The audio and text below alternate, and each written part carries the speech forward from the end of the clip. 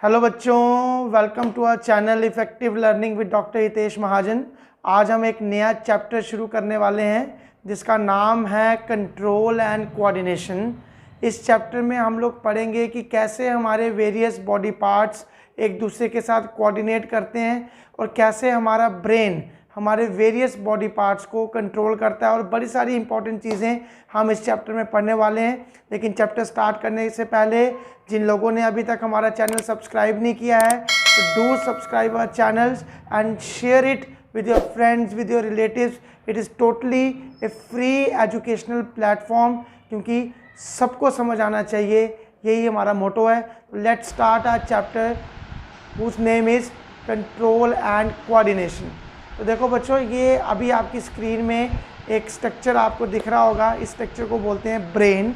तो ब्रेन ही हमारा एक ऐसा बॉडी पार्ट है जो सभी ऑर्गन्स को कंट्रोल करता है और सब में तालमेल बनाता है, सब में कोऑर्डिनेशन करता है। तो इस चैप्टर को करने से पहले हमने बड़े सारे सिस्टम्स को पिछले चैप्टर्स में भी पढ़ा है। लाइफ प्रोसेस जो चैप्टर है उसमें भी पढ़ा है, जैसे डाइजेस्टिव सिस्टम पढ़ा है, जैसे रेस्पिरेटरी सिस्टम पढ़ा है ना, जैसे हमने सर्कुलेटरी सिस्टम पढ़ा है, सर्कुलेटरी सिस्टम भी हमने पढ़ा है, जैसे हमने एक्सक्रीटरी सिस्टम पढ़ा है। तो ये 3-4 सिस्टम्स हमने पहले से पढ़े हुए हैं। डाइजेस्टिव सिस्टम में स्टोमक का इंपॉर्टेंट रोल है, लीवर का इंपॉर्टेंट रोल है। रेस्पिरेटरी सिस्टम में लंग्स का इंपॉर्टेंट रोल है। वैसे ही सर्कुलेटरी सिस्टम में हार्ट का इंपॉर्टेंट रोल है। एक्सक्रीटरी सिस्टम में किडनी का इंपॉर्टेंट रोल है। तो हर सिस्टम में कोई ना कोई ऐसा ऑर्गन है जिसका इंपॉर्टेंट रोल है और वो उस पूरे सिस्टम को मैनेज करके चल रहा है, which is the main part of that system. वैसे हमारे कंट्रोल एंड कोऑर्डिनेशन जब हम चैप्टर करेंगे तो इसमें हम देखेंगे कि 2 सिस्टम ऐसे हैं जो बड़े इंपॉर्टेंट हैं, जो हमने पहले नहीं पढ़े लेकिन वो हम पढ़ेंगे। जो सबसे इम्पॉर्टेंट सिस्टम है वो है नर्वस सिस्टम। क्या नाम है उसका बच्चों? उसका नाम है नर्वस सिस्टम।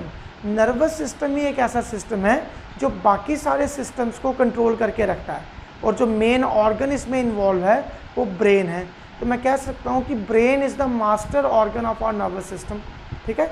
और एंडोक्राइन सिस्टम भी हम इस चैप्टर में पढ़ेंगे। इसके अलावा हम एक चीज़ पढ़ेंगे कि how do plants show movement, plants movement कैसे करते हैं वो भी इस चैप्टर में पढ़ेंगे। तो देखो, एक पिक्चर आपके सामने स्क्रीन पे आई होगी। ये ह्यूमन बीइंग, ये मैन क्या कर रहा है? ये एक बॉटल को देख रहा है ना। इस बॉटल को क्यों देख रहा है? इसकी आइज़ इस बॉटल को देख रही हैं और फिर वही आइज़ ब्रेन तक सिग्नल पहुंचा रही हैं कि मैंने इस प्रोडक्ट को देखा है। अब ब्रेन उस प्रोडक्ट को एनालाइज करता है कि क्या ये प्रोडक्ट मेरे काम का है कि नहीं है। अगर काम का है तो ब्रेन क्या करता है? हमारी आर्म्स को सिग्नल देता है कि भाई इस प्रोडक्ट को चूज़ कर लो, पिक कर लो और ट्रॉली में डाल दो। देखो, ये कितनी सुंदर एग्जाम्पल है कोऑर्डिनेशन की।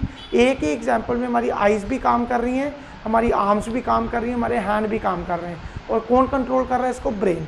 देखो, एक और एग्जाम्पल है, कितनी सुंदर एग्जाम्पल ये भी है कि एक प्लेयर क्या कर रहा है। देखो, साइमल्टेनियसली वो बॉल को कैच करने की कोशिश कर रहा है, कैच कर रहा है, वो भाग भी रहा है, बॉल को देख भी रहा है, उसके आर्म्स भी स्ट्रेच हो रहे हैं और वो बॉल को कैच भी कर रहा है।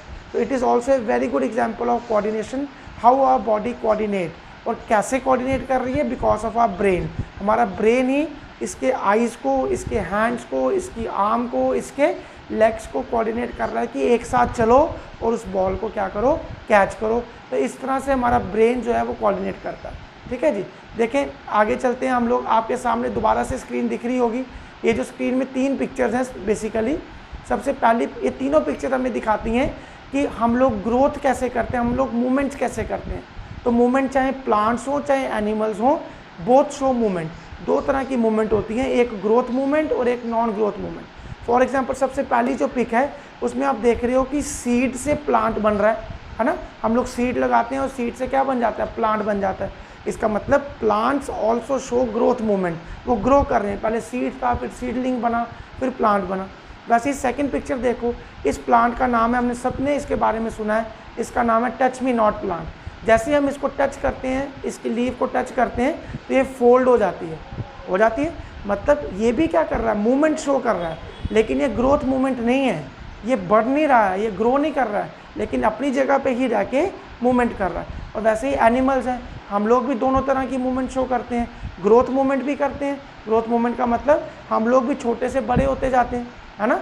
और नॉन ग्रोथ मूवमेंट भी करते हैं। नॉन ग्रोथ का मतलब मेरी मर्जी है कि मैं चलूँ, मैं आगे जाऊँ, मैं पीछे आऊँ, तो हम लोग दोनों तरह की मूवमेंट करते हैं। अच्छा, ये सारी मूवमेंट जो होती हैं they are because of certain changes in the environment. Environment में कुछ चेंजेस होती हैं उसकी वजह से। The changes in the environment to which the organism respond, उसी को बोला जाता है स्टिमुली। ये सारी मूवमेंट्स क्यों होती हैं? क्योंकि हमारे इन्वायरमेंट में कुछ चेंजेस आ जाती हैं। चेंजेस आने की वजह से हम उसको रिस्पॉन्ड करते हैं। उसी रिस्पॉन्ड करते हैं जब तो हम कहते हैं हम लोग मूवमेंट कर रहे हैं।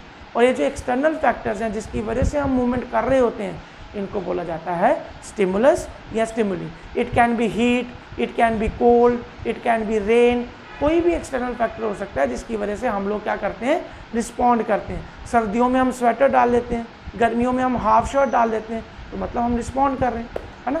देखो फिर से आपके सामने दो पिक्चर्स आई हैं। हमने जैसे पढ़ा कि प्लांट्स भी ग्रोथ करते हैं और मूवमेंट करते हैं, एनिमल्स भी करते हैं। फर्स्ट पिक्चर में देखो प्लांट मूवमेंट हो रही है ना। और सेकंड पिक्चर फिर से कोऑर्डिनेशन की एग्जांपल है, जिसमें वो ह्यूमन बीइंग वॉक भी कर रहा है, ट्रॉली को स्किड भी कर रहा है और साथ ही साथ प्रोडक्ट को भी देख रहा है ना।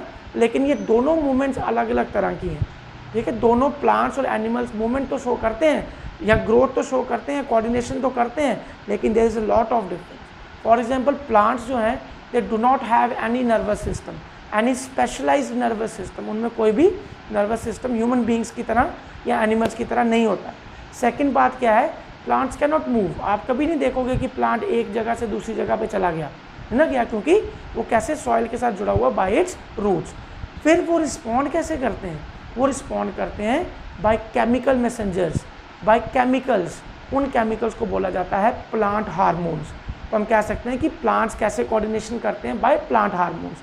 On the other hand animals जो हैं उनका वेल डिफाइंड नर्वस सिस्टम है। हम लोग मूवमेंट भी कर सकते हैं, हम लोग इधर से उधर भी जा सकते हैं। और थर्ड इंपॉर्टेंट चीज़, हम लोग कोऑर्डिनेशन कैसे करते हैं, बाय इन्वॉल्विंग वेरियस ऑर्गन्स। हम ऑर्गन्स को इन्वॉल्व करके कोऑर्डिनेशन करते हैं, तालमेल करते हैं। और उन ऑर्गन्स को कंट्रोल कौन करता है? उन ऑर्गन्स को कंट्रोल करता है हमारा ब्रेन।